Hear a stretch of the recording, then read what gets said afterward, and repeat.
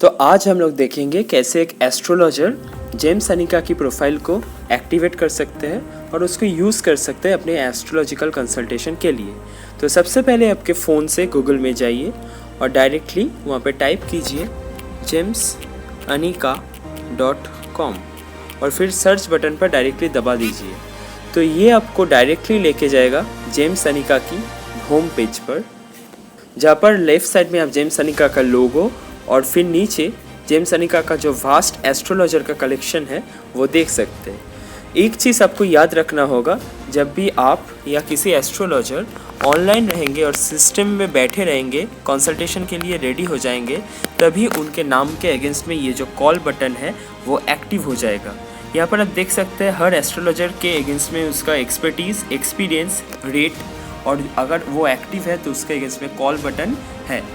तो इसके लिए सबसे पहले आपको लॉगिन करना होगा। तो डायरेक्टली कार्ट के बगल में जो ऑप्शन है इसको क्लिक कीजिए और यहाँ पर लॉगिन कीजिए। तो लॉगिन दो टाइप का है, यूज़र लॉगिन और एस्ट्रोलॉजर लॉगिन। तो क्योंकि आज हम लोग एस्ट्रोलॉजर के हिसाब से देख रहे हैं तो आज हम लोग एस्ट्रोलॉजर लॉगिन पे क्लिक करेंगे। तो यहाँ पर दिखाएगा welcome back, please log in to your astrologer account. तो अगर आप ऑलरेडी साइन कर चुके हैं तो आप डायरेक्टली आपका जो फ़ोन नंबर है उसको दबा के लॉगिन कर सकते हैं। पर अगर आपने साइन नहीं किया है और आप फर्स्ट टाइम यूज़र लॉगिन का एस्ट्रोलॉजर है तो आपको अपना अकाउंट साइन अप करना होगा। इसके लिए have no account sign up पे क्लिक कीजिए। तो यहाँ पर कुछ डिटेल्स है जो आपको एंटर करना होगा। सबसे पहले आपका नाम, जैसे मैं लिखता हूँ रक्तिम भट्टाचार्य। उसके बाद आपका ईमेल आईडी। तो ईमेल आईडी में ऑलरेडी यहाँ पर सेव्ड है, raktim961@gmail.com। उसके बाद फ़ोन नंबर 89614 और बाकी का जो कॉन्फिडेंशियल है इसलिए मैं अभी आपको शो नहीं कर सकता।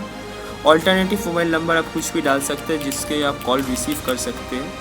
फिर आता है आपका एड्रेस, आपका जो घर का एड्रेस है वो आप लिख दें।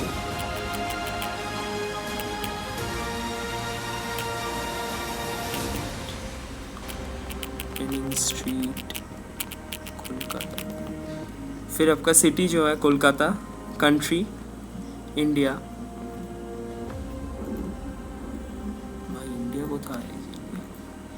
लैंग्वेज, आप कौन से लैंग्वेज में बात कर सकते हैं। अगर आप मल्टीपल लैंग्वेजेस में बात कर सकते हैं तो जैसे आपका मानो इंग्लिश हो गया, उसके बाद बंगाली हो गया, फिर असमीज़ हो गया, फिर अगर आप हिंदी में बात सकते हैं तो हिंदी में हो गया।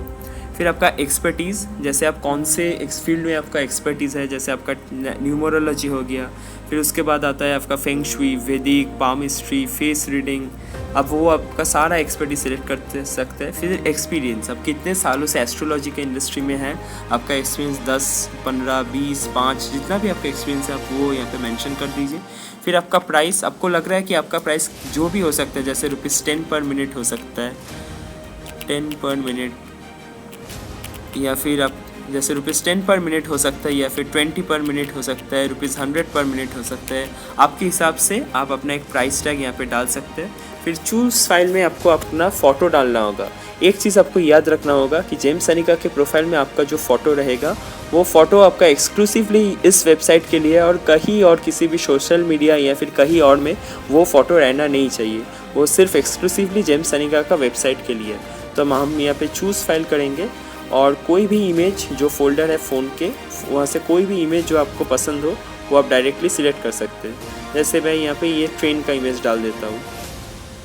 फिर अबाउट एस्ट्रोलॉजर सेक्शन, इसमें कुछ लाइन में आप अपने बारे में लिख सकते हैं, आपका कुछ डिग्रीज़ के बारे में, एक्सपर्टीज़ के बारे में, आप अपने बारे में कुछ भी यहाँ पे लिख सकते हैं।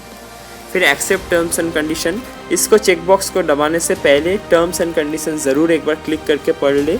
बारी से जितना भी टर्म्स एंड कंडीशंस है मैं रिक्वेस्ट करूँगा आप सब उसमें जाए, एकदम से पढ़ ले और फिर आखिर में आकर जो चेकबॉक्स है एक बार बैक कीजिए और जो चेकबॉक्स है उस पर क्लिक करके फाइनली रजिस्टर में दबा दीजिए। फिर आपका फ़ोन में एक OTP आएगा, आपका जिस नंबर पे रजिस्टर्ड है उस नंबर पे एक OTP आएगा। ये देखिए आपका OTP आ गया 651296। तो हम यहाँ पे अपना OTP डाल देंगे 651296 और सबमिट पे क्लिक करेंगे। तो यहाँ पर दिखाएगा OTP वेरीफाइड सक्सेसफुली। तो इसके बाद आपका अकाउंट रजिस्टर हो चुका है। अभी आप डायरेक्टली यहाँ पर आपका होम पेज में चले आएंगे और डायरेक्टली आप यहाँ पे जाके लॉगिन में जाके एस्ट्रोलॉजर लॉगिन पे क्लिक करेंगे। तो इसके बाद आपको सिर्फ अपने अकाउंट में अपना फ़ोन नंबर डाल के, जो आपका रजिस्टर्ड फ़ोन नंबर है उसको डाल के रजिस्टर करना होगा और लॉग इन करना होगा। नंबर 89108911 डाल के मैं लॉगिन पे क्लिक करता हूँ। तो इसके बाद एक OTP आएगा मेरे फ़ोन में, उस OTP को हमको यहाँ पे एंटर करना है। जो रजिस्टर्ड मोबाइल नंबर है वहाँ पे एक OTP आएगा।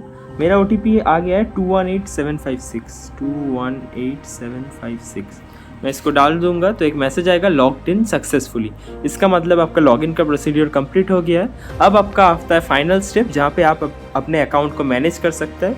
यहाँ पर आपको 4 ऑप्शन मिलेगा, वॉलेट, कॉल हिस्ट्री, पेमेंट्स और लॉग आउट। अभी आप अकाउंट में लॉगिन है तो आप सिस्टम में ऑनलाइन है और आपको ऑनलाइन दिखाया जाएगा। आपके नाम के बगल में आपका कॉल बटन एक्टिव रहेगा और कोई भी क्लाइंट अगर चाहे तो आपके साथ बात कर सकता है, आपको कंसल्ट कर सकता है। यहाँ पर वॉलेट का जो ऑप्शन है, अगर हम इस पर क्लिक करते हैं तो ये आपको डायरेक्टली अभी आपको दिखाएगा कि वॉलेट में 0 है, क्योंकि आपका कोई भी ट्रांजैक्शंस नहीं है। जब आप किसी क्लाइंट के साथ बात करेंगे तो जितना भी मिनट आप बात करेंगे उसके हिसाब से, आपके रेट के हिसाब से जो पैसा कलेक्ट होता है वो एंटायर अमाउंट आपका वॉलेट में स्टोर होगा और यहाँ पे अभी जो 0 है वो जो अमाउंट है वो दिखाएगा। नेक्स्ट आता है आपका कॉल हिस्ट्री, जो अभी भी 0 होगा क्योंकि कोई भी कॉल ट्रांजैक्शन नहीं किया है।